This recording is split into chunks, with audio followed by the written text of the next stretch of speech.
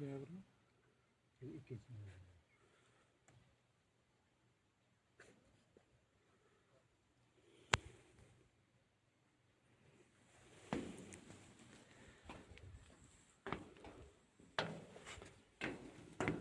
Mana bugün 3 noyabr 2025-yil madaniyat va turizmni rivojlantirish maqsadida mana Muborak tumanimizda joylashgan Al-Marg'oziy ziyoratgohiga keldik.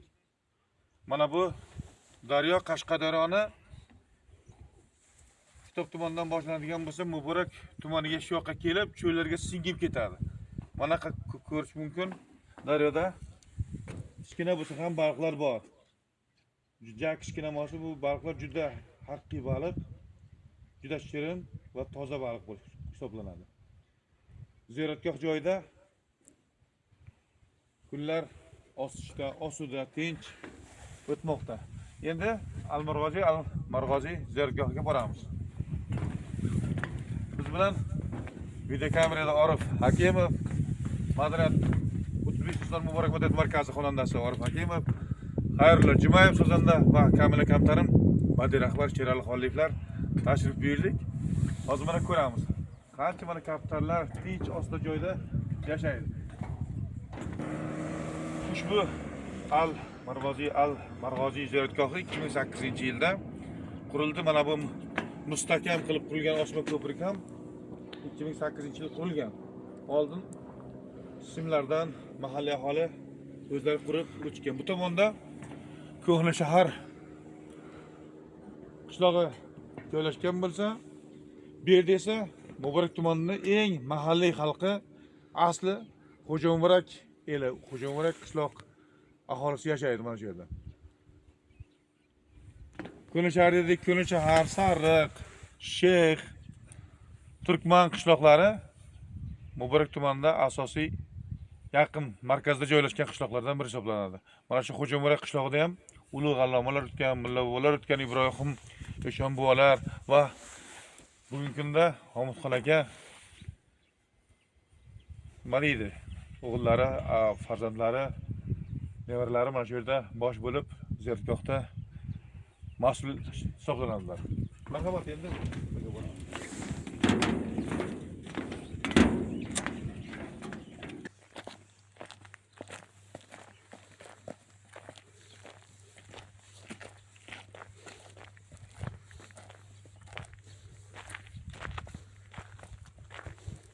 mana ziyoratgoh kirish joyiga yetib keldik. Muhtasham, chiroyli qurilgan. Abdulloh ibn Al-Marg'oziyning mana so'zlari ham yozilgan. Men odob axloq ilmini 30 yil o'rgandim va 20 yil talabi ilm qildim deganlar. Demak, 30 yil o'rganib, undan keyin 20 yil talabi ilm qilib, el oldida mashhur inson bo'lganlar. O'zlarini ibratomuz so'zlari bilan yozilgan. Bog'lar, daraxtlar, archalar ko'rkam.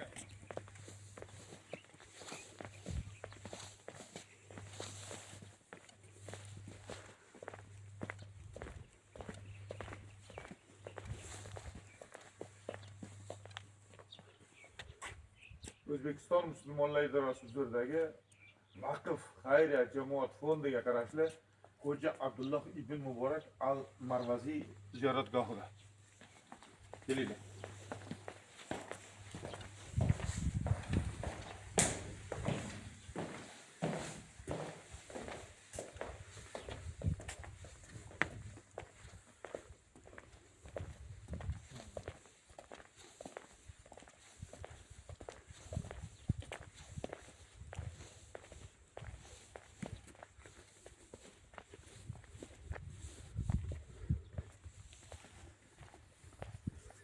Ko'rkam, tinch, osida hech qanday shovqin yo'q. Go'zal joylar.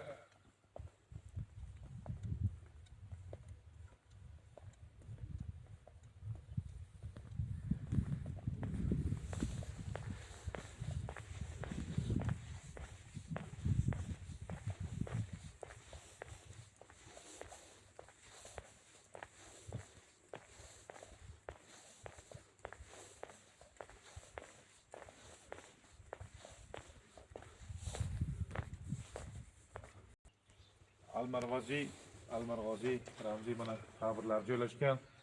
Ichkarida bu yerda ziyoratchilar kelib ziyorat qilishadi. Juda bir ko'rkam, obod joy. Muborak tumanimizda mana shunday ajoyib ziyoratgohlari bor.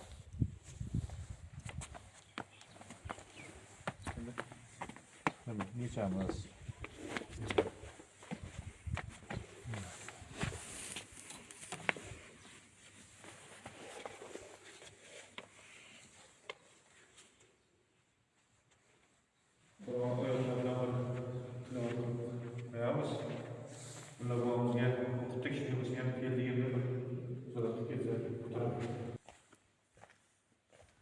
Mana bu chillaxona desak to'g'ri keladi. Mana shu ko'k toshlar buyuk Sohibqiron Amir Temur tomonidan Xo'ja Abdulloh ibn Muborak qabriga qo'yilgan qabr toshi. 14-15 asrlarda qo'yilgan tosh. Bu toshni bir mo'jiza desak ham bo'ladi. Amir Temur bobomiz qo'ydirgan bo'lsa, bergan maxsus suvlarni mana shu tosh ustiga qo'ydirib ichirgandan keyin chaqaloqlar, yo'tal bo'lgan kishilarning yo'tali davo bo'ladi. Bir shifobaxsh, bir Allohning mo'jizasi bilan mana shu tosh, ko'k tosh qo'ydirilgan. Chillaxona hisoblanadi. Ziyoratchilar kelib, ziyorat qilib ketishadi.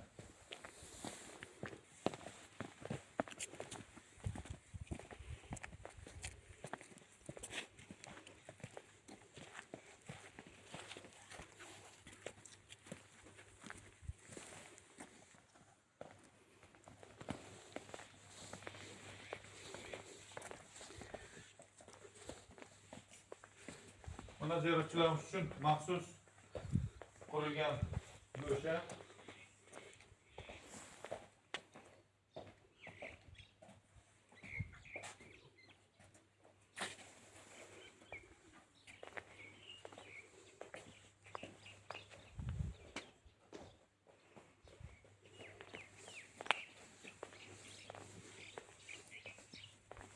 Bu yerda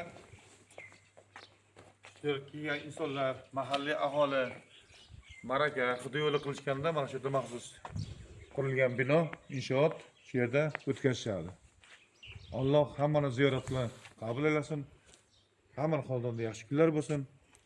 O'zbekistonimiz gullab yashnasin. Sog', salomat bo'linglar.